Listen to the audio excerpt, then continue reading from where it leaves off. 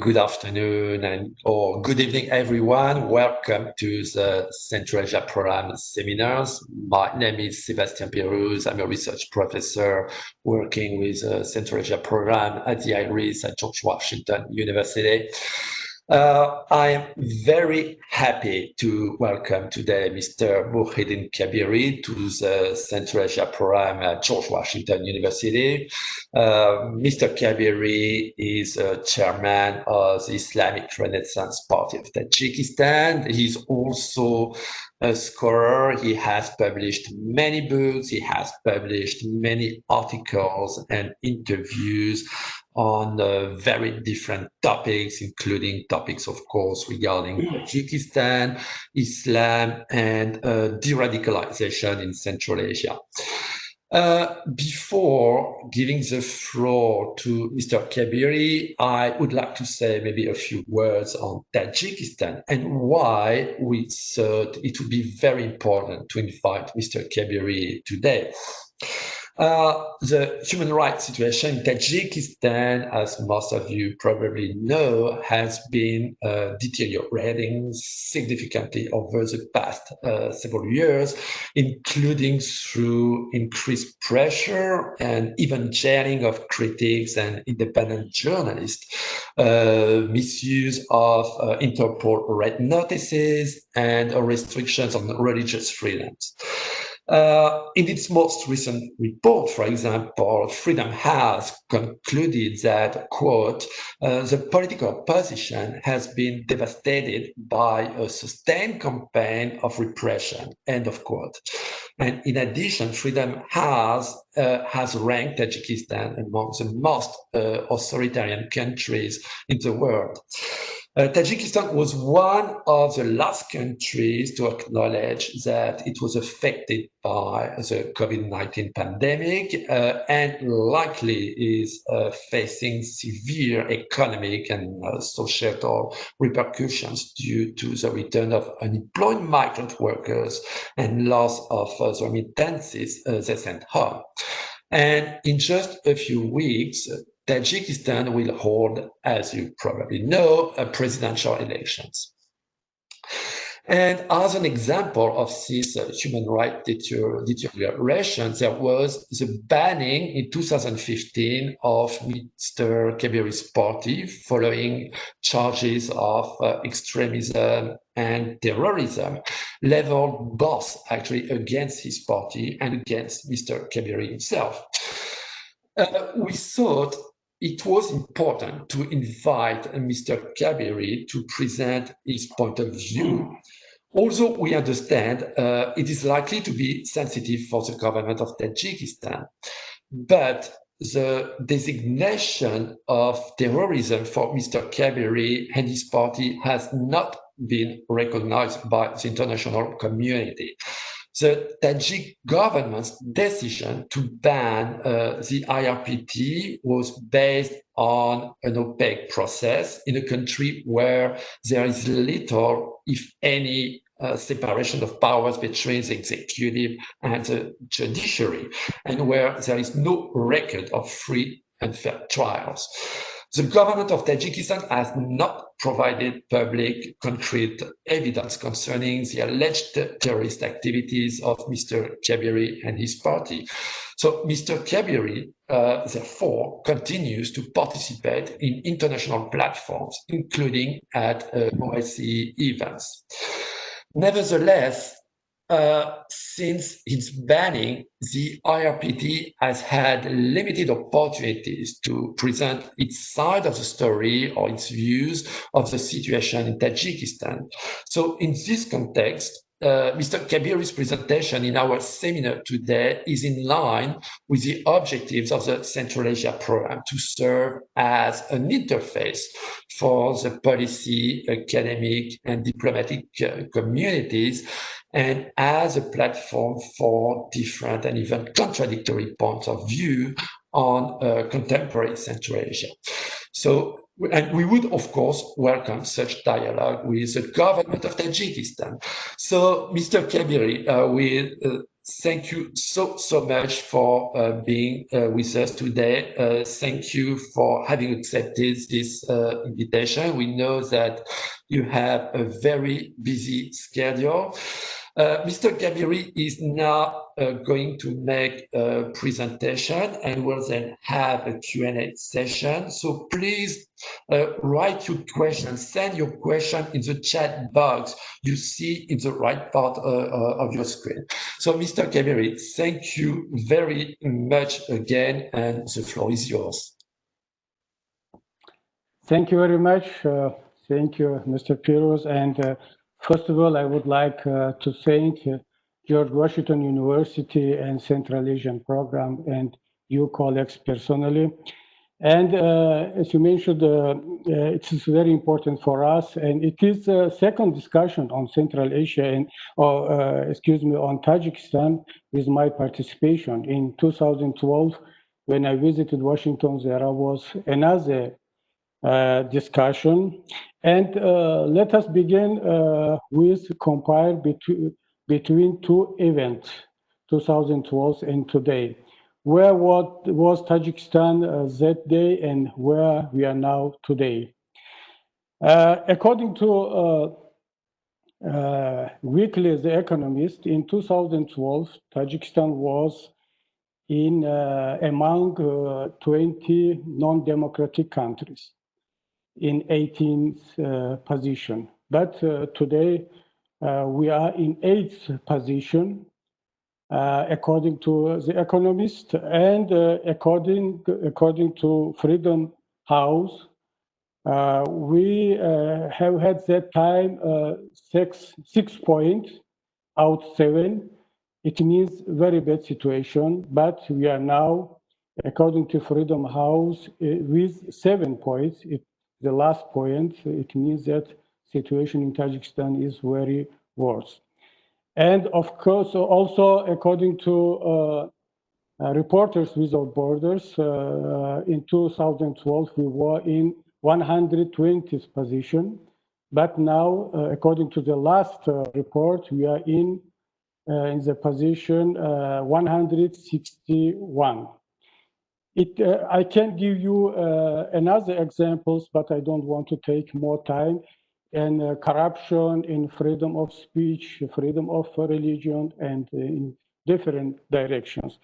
All of these reports shows us that Tajikistan has moved in this period between two events, 2012 and today, to be worse. And now we are among 10 most repressive countries.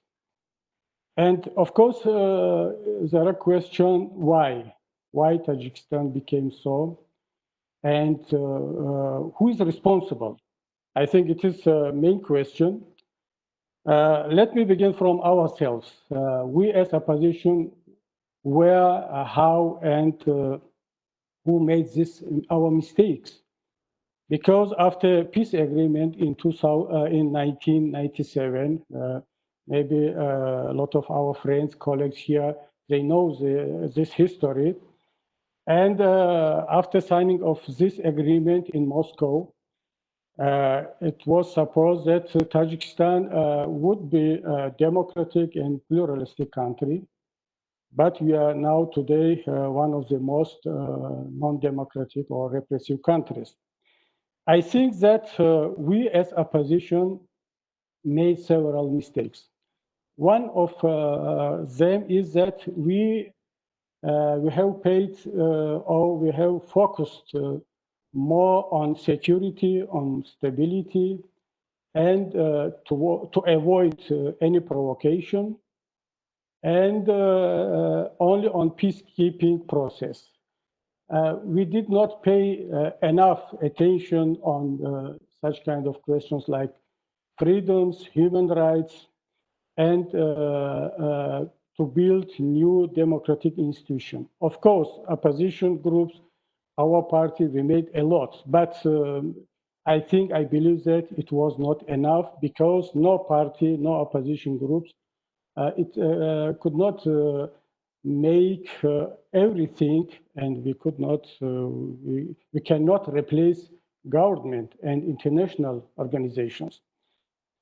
And as I mentioned, we focused more on security because we thought that time that from our side as opposition, especially as religion opposition, it is enough to avoid any provocation, to put down our weapons, and to help in peacemaking process, and of course to be in framework of law as legal political party.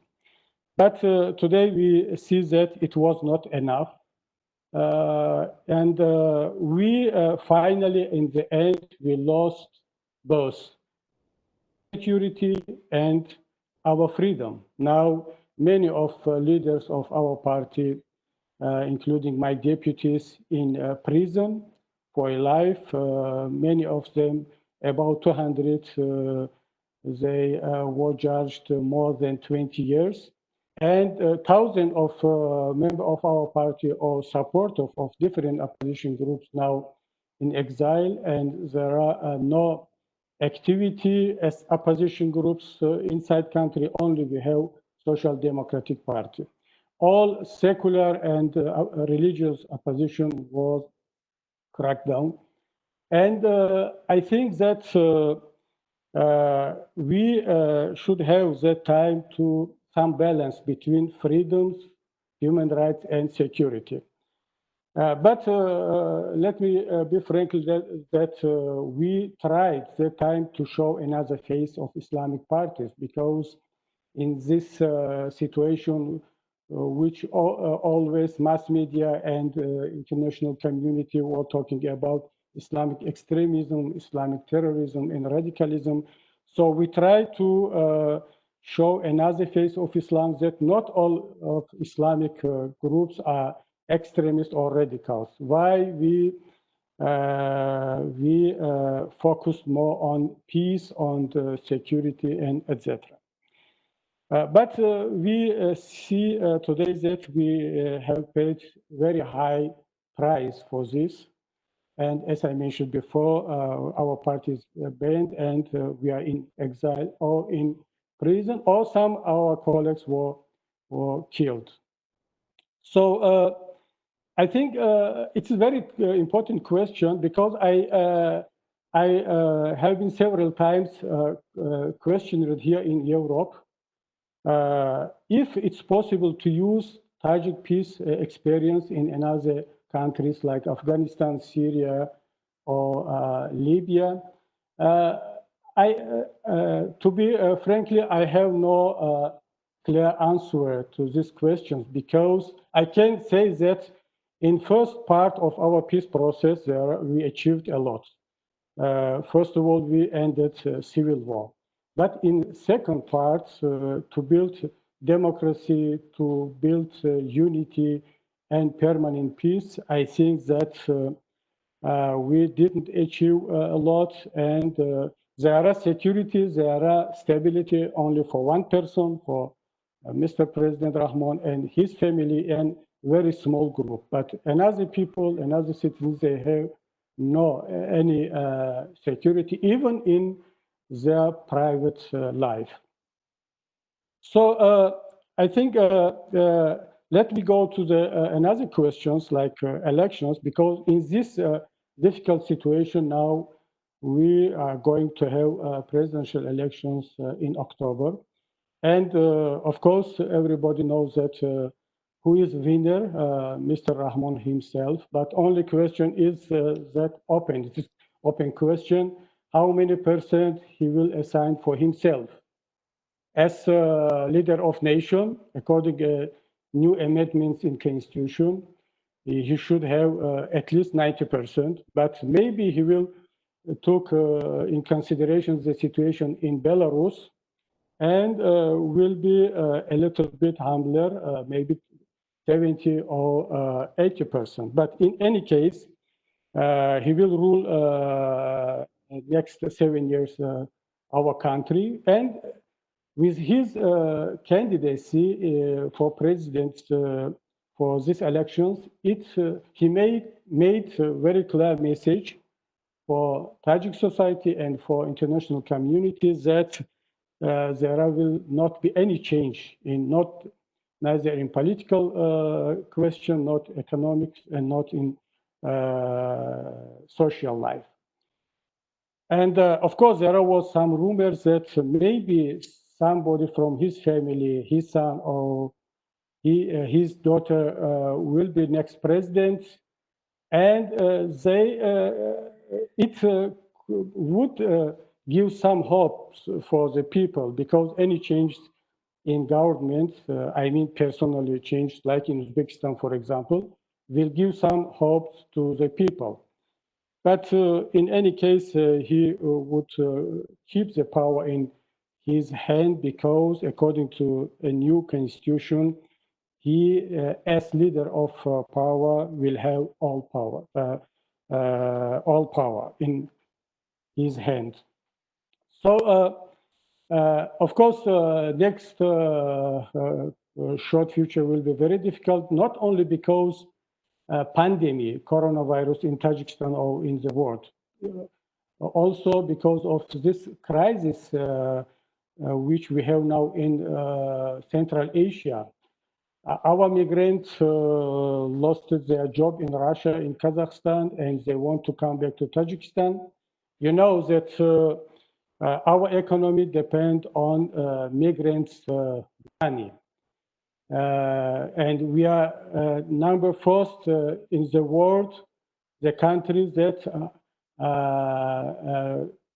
our economy, our budget depend on migrants. And I think that also with this pandemic coronavirus, because as you mentioned before, Mr. Peruz, that Tajikistan recognized coronavirus, one of the last countries.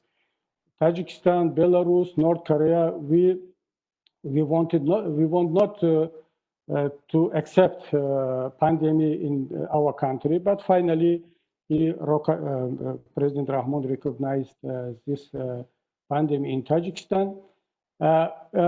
Officially, we have only 70 victims of coronavirus in Tajikistan, but everybody knows that the number is much more, maybe several thousands, because we have a lot of names, we have a lot of pictures.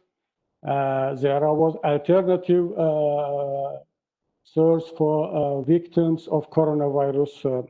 You know, all these dictatorships in our regions, they don't want to give the society real numbers of the victims. But in this very difficult situation with pandemic, Mr. Rahmon gathered thousands of people in stadium, and 2 days before in Panjaken district. And but same time, there are very hard limitation for the people. I can give you example. Our colleagues in prison, political prisoners, they have, according to the law, they have right twice per year to meet their relatives. But now, because of this pandemic, even through glasses, they have no possibility to meet their relatives, their families. So let me say some, focus on some point about international community. Of course, now we are not so romantic like we were before, because before there was some beliefs, some hopes that international community will help us with democratization. But now we understand that to build democracy, to build freedom in our country, it is a task of Tajik nation, not international community, not Western countries. Of course, international community could be our partners in this direction, but we have to build this society. But what we expect from international community, of course, we have brought our expectation to minimum. And what does mean this minimum? Minimum is means that it is time to avoid any double standards towards dictatorships and dictators.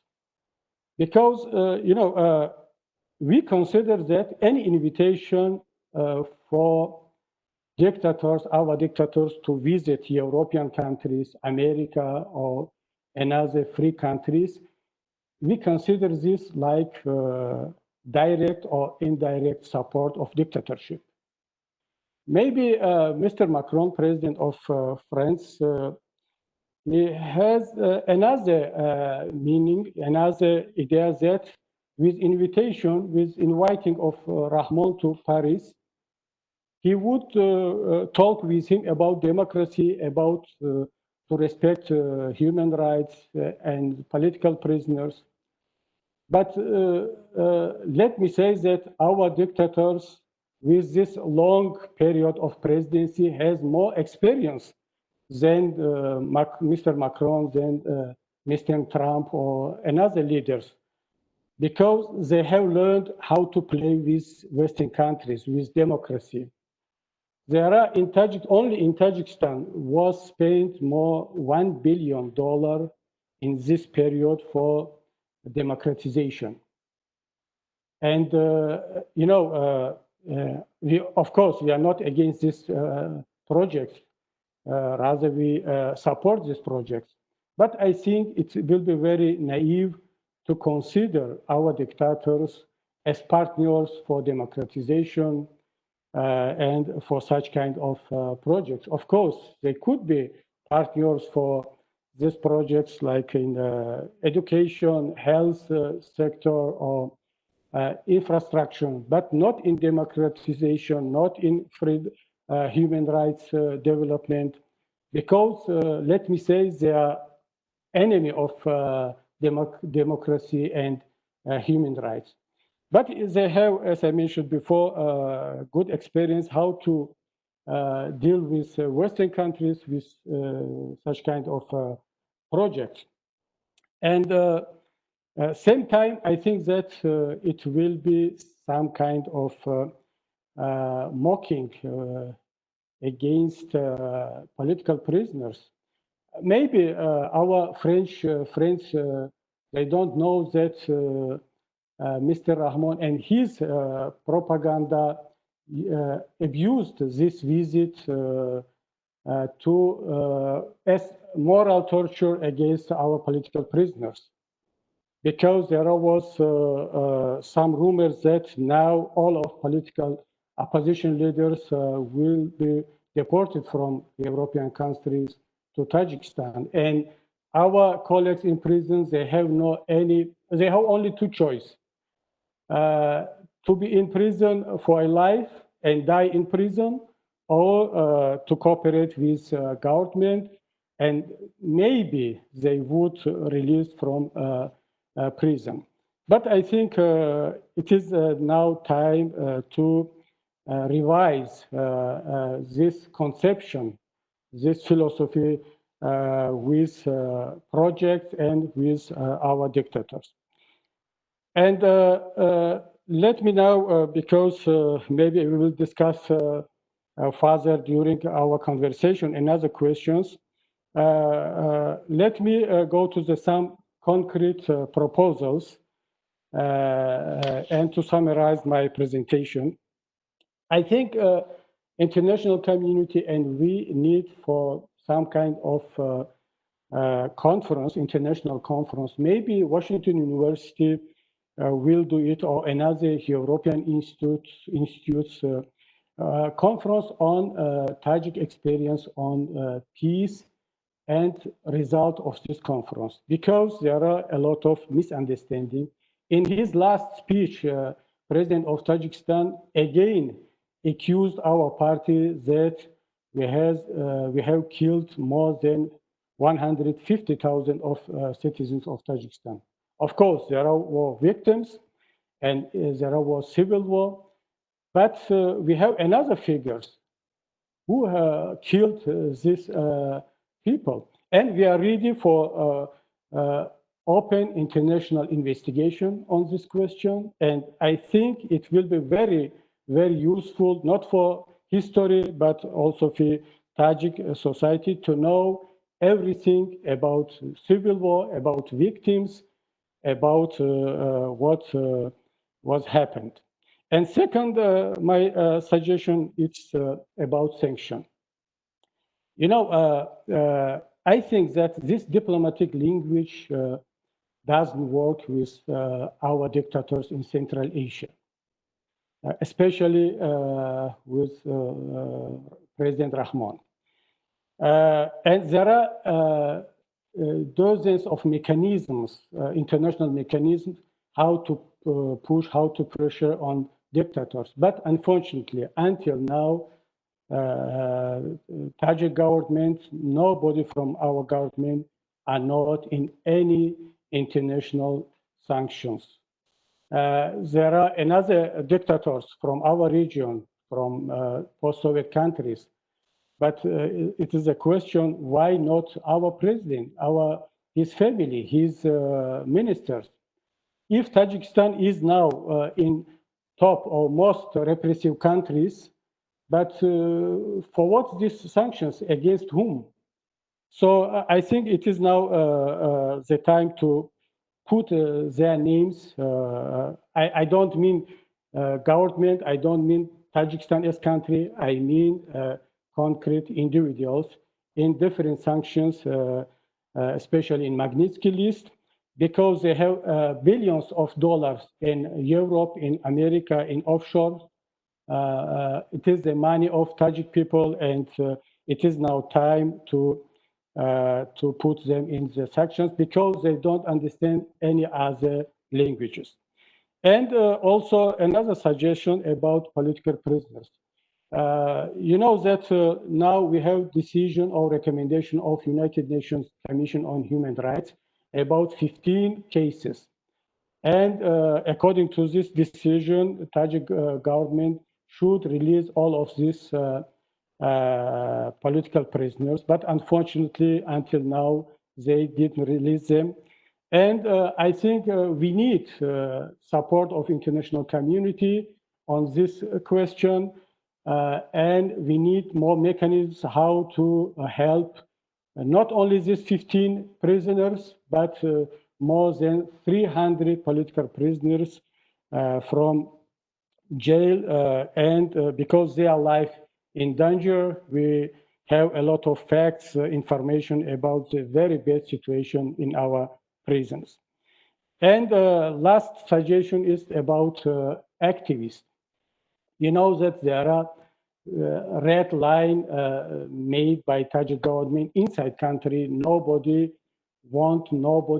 is ready to work with some case like political prisoners.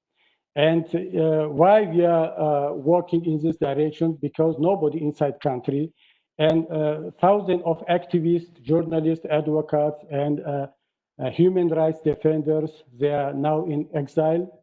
And now it is time to support them. Now it is time to support them in different projects, in mass media, in NGOs, because there are no any possible inside country to help in this very difficult and hard cases. So I hope that these suggestions will be taken seriously. Thank you very much again for this opportunity, and I am ready now to answer your questions if there are any questions. Thank you very much.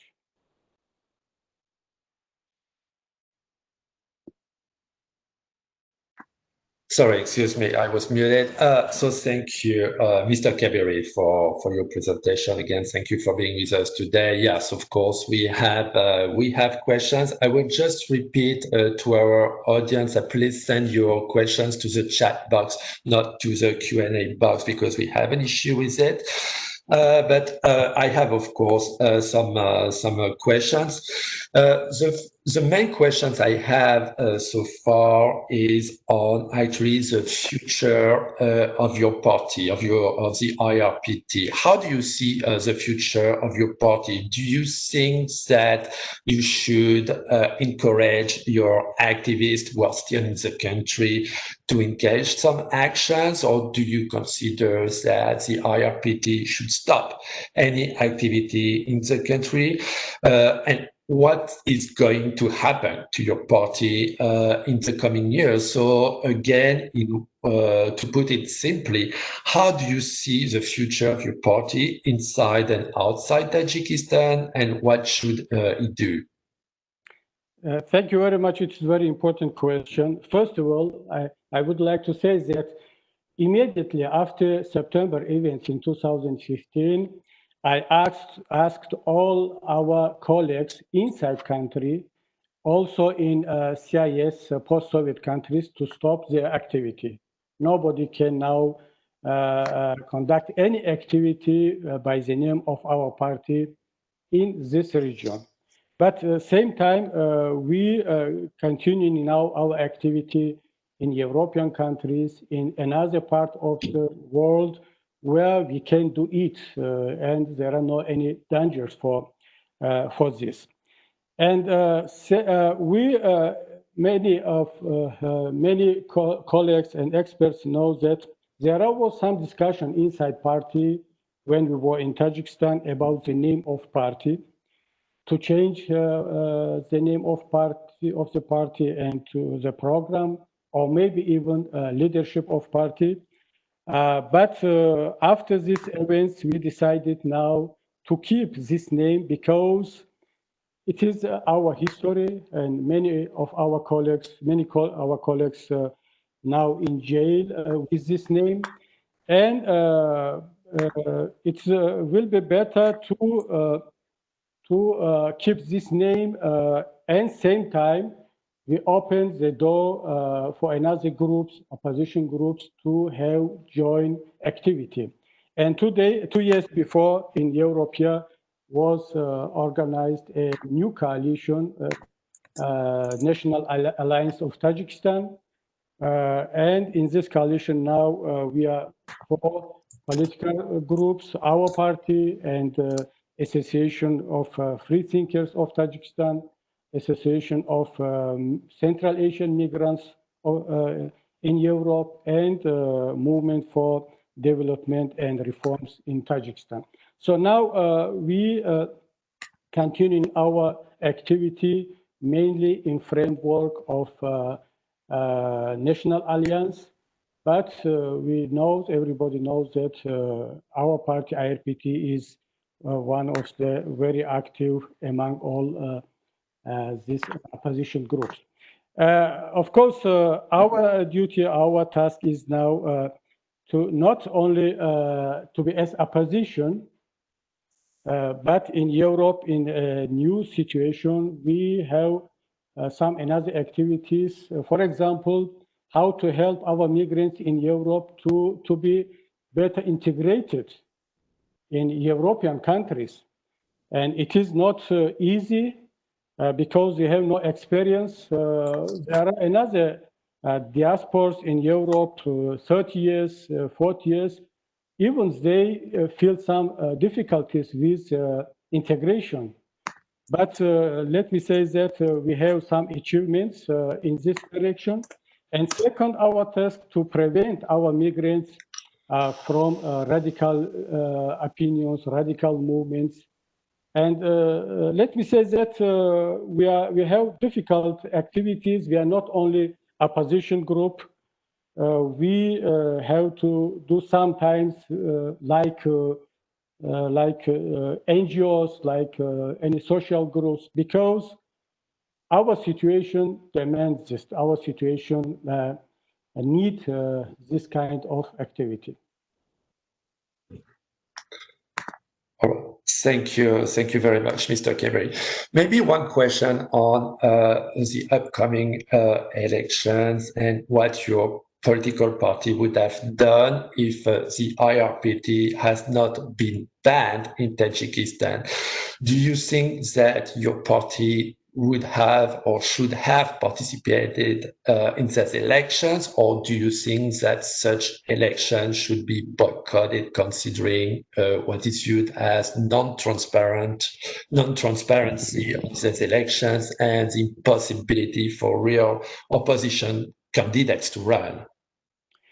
I think that if we were in Tajikistan in this situation, we boycotted this elections because there are no any possibility for independent or oppositional candidates. You know, there was a young man from Badakhshan region. He wanted to be candidate for presidency, but Central Commission for Election didn't register him. And in last presidential elections in 2013, we nominated very famous human rights defenders, Ms. Obonazarova in the hall. I think it was from our side very good and right decision, because we has showed that time that we as Islamic party can nominate for presidency secular women and from another political party. So it was our signal to the society, to international community, that we are open for cooperation with different groups in the society. We accept liberal Democrats, any liberal Democrat candidates for in Tajikistan. But now in this situation, I think that it would be very difficult to participate in elections. As you know, Social Democratic Party of Tajikistan, they also announced about boycotting these elections. I think that we would have similar position. Okay, thank you. Thank you very much. Another question still actually related to elections is, how do you estimate the popularity of your party in Tajikistan? How do you think that your party would have had chances to win the elections if your party wouldn't have been banned in Tajikistan? What is your estimation actually of the IRPT electorate in Tajikistan these previous years and still today? It's very difficult to answer. Nobody knows how is our popularity today in Tajikistan, but we can estimate according to reactions of power of government. Any other activity outside of the country will reacted by very aggressively by the government, and I am sure after this discussion there will be a lot of attacks, not only on our party, but also of you, of Central Asian Program, that you are invited us in this discussion. So I think that it shows us that still we have popularity among the people, and but let me be a little bit humbler that nobody knows. Of course, this propaganda has an impact in the situation, and it's very difficult to express for anybody inside country their sympathy for our party. You know, only for one like in Facebook or YouTube, I don't know, Sharipov, if I remember his name, one young migrant was arrested, and he is now in prison for 9 years only for one like in YouTube, which he made in my video presentation. And in this situation, it will be very difficult to express your sympathy or your opinion about any political party. Thank you very much. Another question, actually, still on the political situation in Tajikistan is, in this repressive context, do you see any real possibility for the creation of real opposition parties in Tajikistan in the future?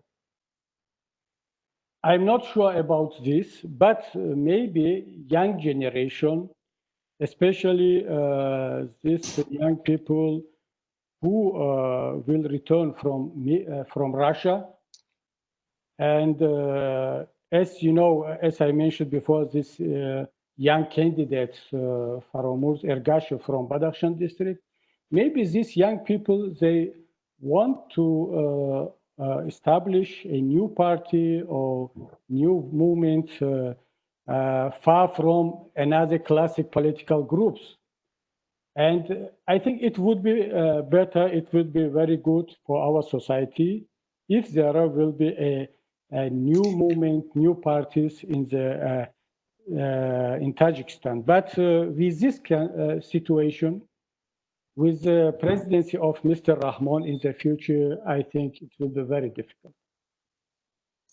Okay.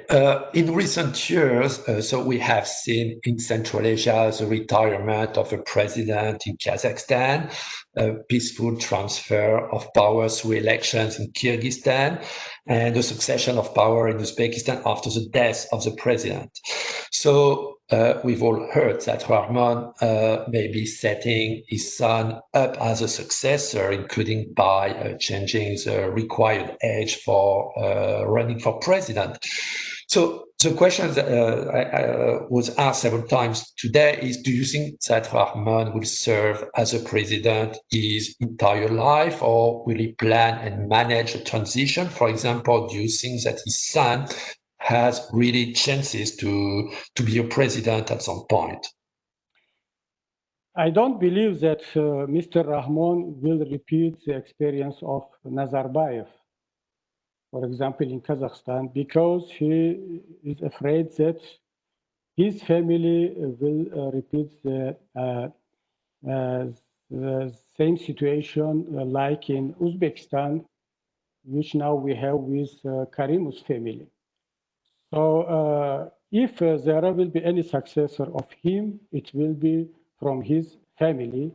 Maybe it will happen during next 2, 3, or 5 years. Maybe he will not wait to end of his presidency.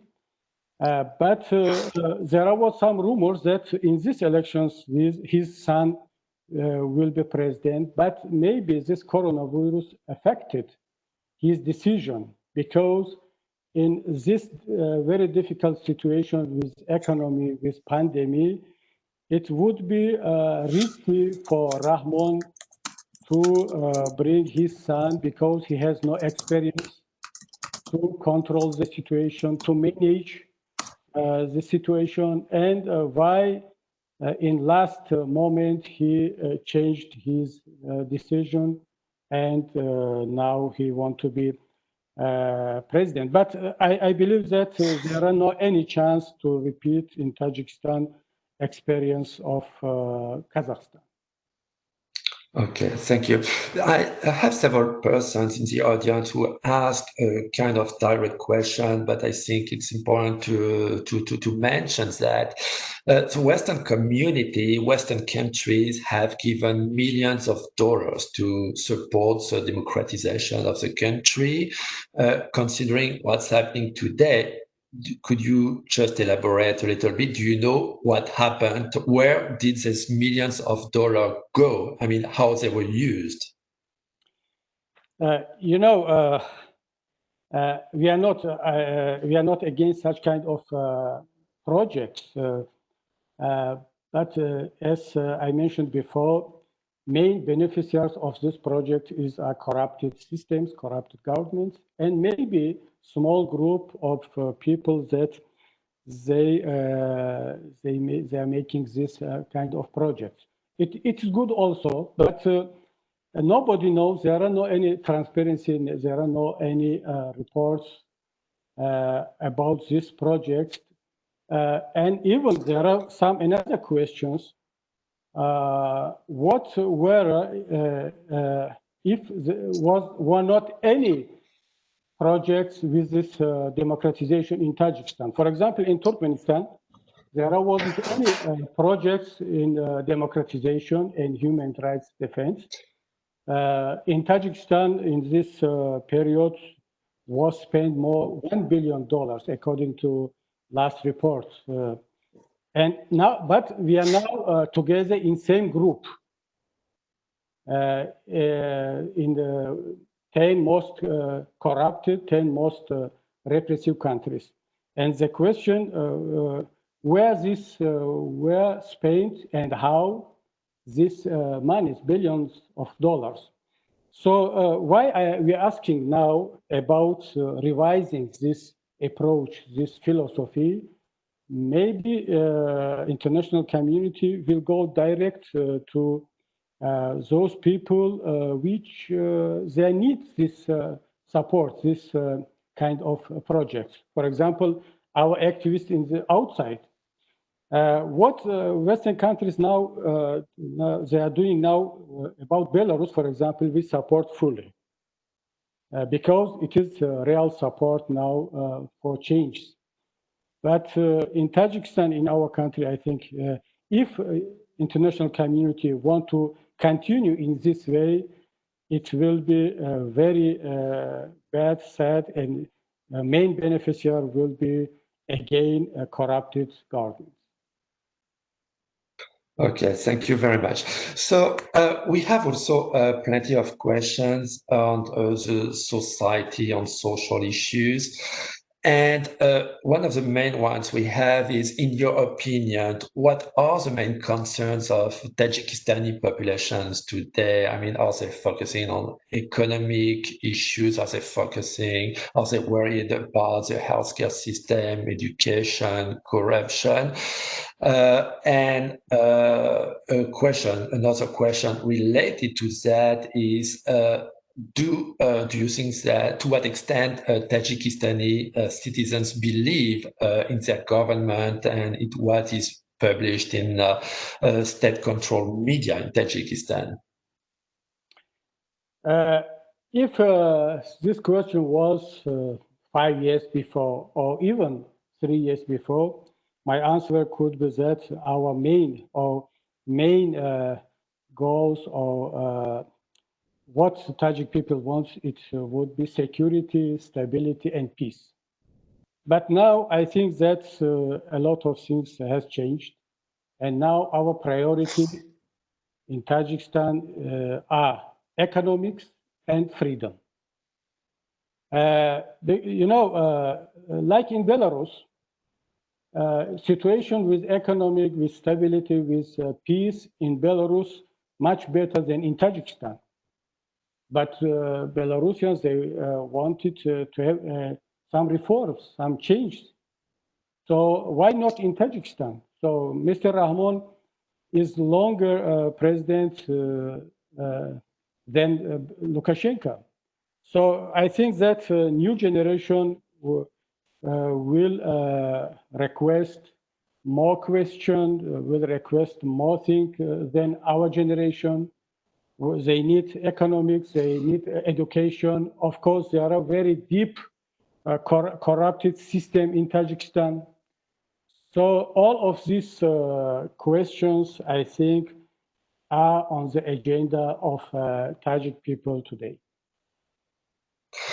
Well, you just actually mentioned Belarus, and I have plenty of questions on, do you think that the situation, the events in Belarus could have an influence in Tajikistan? Do you think that there could be any protest in Tajikistan influenced by, again, yes, what's happening in Belarus?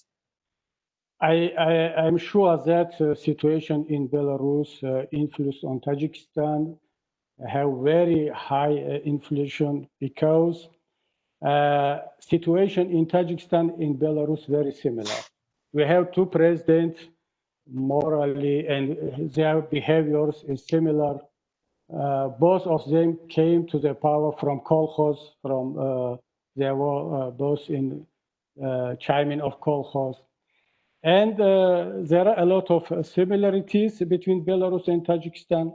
And why now Tajik government is very sensitive in this situation. If in Belarus will be any change, and Belarusian people could have victory in change their dictators, I believe, I hope, let me say, I hope that next will be Tajikistan. But if there are, if they will fail in their task in Belarusia, and Belarusian dictator will remain in the power, I think it will be very difficult for Tajik people to do something in our country. I am not saying that now we are ready for some demonstrations in Tajikistan, but the situation in the future will be another. And I think that maybe after one very short time, there will be another situation, and we can say that Tajik people will go to the street. There are a lot of questions on radicalization and the risk of radicalization in Tajikistan. The first question would be, do you think that now your party has been banned, there is a growing risk of radicalization in the country? And could you expand a little bit more on how your party, the IRPT, works to prevent radicalization in Tajikistan? As I mentioned before, we are working now outside of the country, and we are working in this direction to prevent our migrants in Europe or in other countries, even in Russia, but not in Tajikistan because they have no any activity in Tajikistan. But before there are, was a lot of activities, and Tajikistan was among the countries with very less numbers of extremist persons in the different groups. Till 2015, even there was only maximum 300 persons, according to the Ministry of Interior, and different in ISIS, with Taliban, Al Qaeda, Tajiks. But now the number is thousands, because a lot of people, they lost their hopes, their future, as they did believe, and now, even now, they don't believe in this kind of double standards. They consider our party as too moderate, and they are looking for some persons or political groups with more radical agenda and behaviors. But we want to continue our job in this direction. I don't know how we can influence in the situation in the country. Of course, I have now monthly my live speech with the people. There are a lot of questions from inside. So there are now new TV station, satellite TV station that we can cooperate with them to have some special programs on radicalism, on moderate Islam, and how to prevent our young people from radicalism. But all of these projects and ideas depend on the situation. If we will receive some support from international community, and if we will continue our job in this direction. Okay, maybe a last question on the social issues and on local population in Tajikistan. The question I have is how local people, how Tajikistani can express their concern, their frustration, their problems in Tajikistan in this authoritarian context. What are the ways for them to discuss, to express these concerns with the government and the Tajikistani administration? Only way to express concerns or opinions, it is through social media. But many Facebook, YouTube are blocked or partly blocked in Tajikistan. Speed of internet is very slow. So it is very difficult for people now in this situation to express their opinion and their concerns. But now Tajik people, they find out another way. For example, in every presidential visits to the districts, to the region, the people is trying to give him some message, some letters, what they want, and does work. Maybe it is propaganda of Rahman himself. He will use, like any another dictator, this kind of propaganda that he is close to the people, he can help young people, even during this such kind sudden meetings. But in any way, there are the people, they are looking for different possibilities to express their opinion. Why we are asking now about development of mass media outside of the country, about different media projects, because we want to give to the people possibility to express their opinion. There should be alternative sources and channels for the people. And we hope that this kind of activity will be supported by international community. Thank you. Unfortunately, we're already coming to the end of the event, but if you don't mind to go on just a few more minutes to address some foreign issues, foreign policy. We have plenty of questions on the role of China. One issue that is really becoming particularly debated in Central Asia, including in Tajikistan, is a Chinese influence. People talk a lot, for example, about the debt that Tajikistan owes to China and some possible future dependence of Tajikistan on Beijing.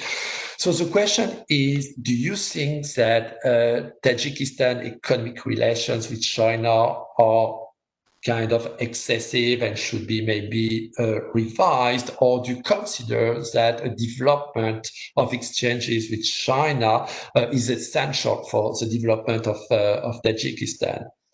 And another question also related to China is on the military sector. What are China's motives for expanding military bases in Tajikistan? Are there any discussions about this in Tajikistan? Mm-hmm. Yes, China is our very big neighbor. It's very important and big economy.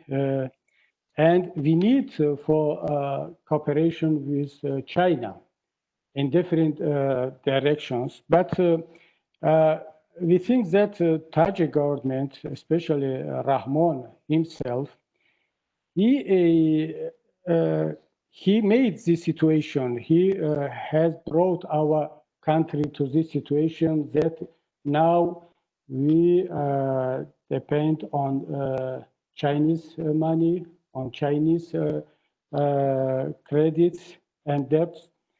And I think that it is very dangerous, not because of China. Any another country, if there will be with any another countries, it will be the same situation. We will express our concerns about it. And I think that we believe that Tajik government in future should revise his policy in this question and to find some balance in economy, in cooperation with another countries, with another financial institutions. About military bases, China is very careful with military bases abroad. There are only small facts, small cases we have with China military bases in foreign countries, but there are no any facts. There are some rumors that China has their own military base in Tajikistan. Of course, there was some bilateral common military exercises and some trainings. China has supported with equipment in borders, and but as I mentioned about economy, let us be a little bit careful about this kind of cooperation, because we are not against any cooperation, but main question is that if this kind of cooperation in benefit of Tajik people or not. If it is in benefit of Tajik peoples for democratization, for freedoms, for human rights, not only on economics, not only to support dictators, but we will support. But in another case, I think it will be only in benefit of one person, one family, and one small groups. And of course, we don't accept this kind of cooperations.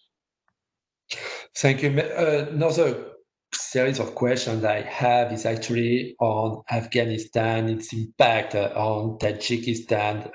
One of the main questions is, do you think that the current negotiations with Taliban and any potential settlement of the conflict in Afghanistan could have an impact on Tajikistan? And a more specific question is, why did Rahman travel to the Pamir and especially talked with Afghans across the border just a couple of weeks before the elections? How do you understand that? Let me begin from second question. I think that his visit to Pamir district region was only as his pre-election propaganda or campaign. There was not another reason, because now he's visiting another part of Tajikistan. And of course, Badakhshan region is has very special situation in Tajikistan, and everybody knows. I don't want now to go deeply in this question. And about Afghanistan, of course, any peace in Afghanistan will help us in economy, in security, even in democratization, because we need our neighbors to be more open, to more developed, more democratic, and it will help us in the future. And this coming peace with Taliban, we support fully this process. Even 10 years before, in my one speech I remember in Carnegie Center in Moscow, I suggested that time that only decision will be peace with Taliban. I remember that that time I was attacked both by some Russian experts and of course by our Tajik government, that I am supporting Taliban, I am part of them. Not, but that day and now I believe that there should be dialogue, negotiations with any group inside any country. And now we see that this kind of dialogue between Afghan government and Taliban is conducting in Qatar, and we fully support this process, and I hope that it will be in benefit not only Afghanistan, but whole region.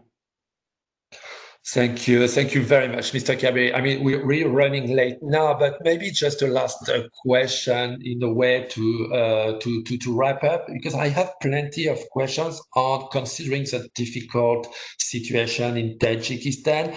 How could the international community help? How could, for example, I have some questions for what should the European Union do in Tajikistan? Should the European Union focus on improving education, health? How do you think that the European Union could help? I have also questions about how Russia could help more. I mean, so generally speaking, what can the international community do to help your country and the population? I mentioned before that international community should revise its conception, its philosophy towards our region, and to avoid any support of dictators. And now it is the time to call the things by their name. Dictator is dictator. And we think that same sanctions, same approach to another dictators, like in Belarus, North Korea, Syria, even Turkey or another countries should be put on the Tajik government, on Rahman personally. Second, we expected that soon his name and some people from his family, from his government will be in Magnitsky list. And we request international community to support us in this direction. Because I know that it will be a very strong message, strong signal to everybody, especially it will be very strong moral support to our political prisoners. It is very important. And finally, to avoid, now we have a lot of people in Europe, migrants, and they have difficulties with recognizing of their status. I ask international community to help us for this kind of questions, because we have no experience. Some of our colleagues were deported to Tajikistan, and now they are in prison. Some of them were in Europe countries, in Poland, in Austria, and now they are in prison because they were deported from Europe, and they came to Europe as refugees. So it is now time to revise these approaches. And lastly, let me remember that exactly 5 years before, in this day, in 16th of September, there are more than 300 our colleagues were arrested. Now they are 5 years in the prison, some of them for a life.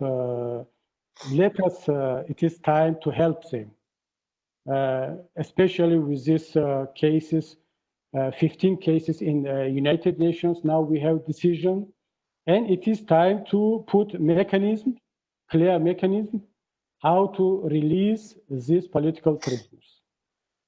All right, just maybe to make things clear. So I understand you talk about some political sanctions that the foreign community should take against Tajikistan, but does that mean that, according to you, in the context of strong authoritarianism in Tajikistan, the European Union or Russia or other countries should even stop cooperating, for example, in the sector of education, or to try to improve the healthcare system? No, we support all kind of cooperation about education, health sectors, infrastructures. We know that Tajik system is deeply corrupted, but I think that at least 50% of these monies projects go to the people. It is good, but I mean that these sanctions should be personally against names, against Rahman, against his family, against his ministers, especially those people who are involved in torture against political prisoners. I think that situation in our prisons most worse in the world. Why Tajik government don't allow Red Cross to visit our prisons? Because situation is very bad.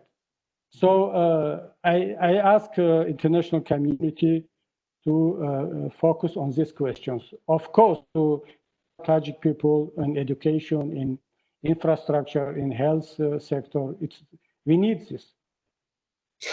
All right, thank you so much. I mean, we're really running late now, so unfortunately, we need to stop. We could have gone, continue this discussion for a long time. We still have plenty of other questions, but what I would like to say is that we will probably publish a paper based on the interview of Mr. Kabiri today, which will be available on our website in maybe a few weeks. We will keep you posted, of course, about that on our mailing list. So I would like to thank again Mr. Kabiri for being with us today, having accepted to talk in our seminar despite his very heavy schedule. We really look forward to having you again in our seminar on the Central Asia program to debate all these important issues that Tajikistan is facing now. It's very important to have very diverse opinion on what is happening in this fabulous and interesting, very, very interesting country. So thank you again, Mr. Kabiri. Thank you to all of you who listened to this event today. And we look forward to our next event at the Central Asia Program. Thank you very much and have a good morning and afternoon and have a good night. Thank you very much. Thank you very much. Thank you again.